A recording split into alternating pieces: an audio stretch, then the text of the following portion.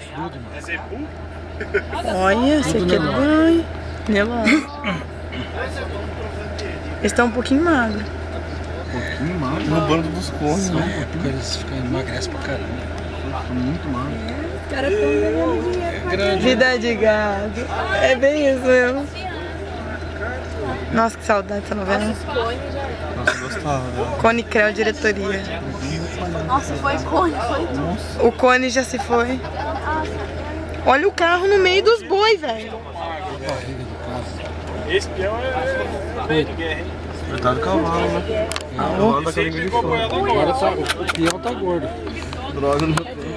Eu tenho curtindo. Eu tenho dó de animal. O animal é muito inocente. O cara deve tá com o vizinho lá que qualquer o boi. Imagina um coice.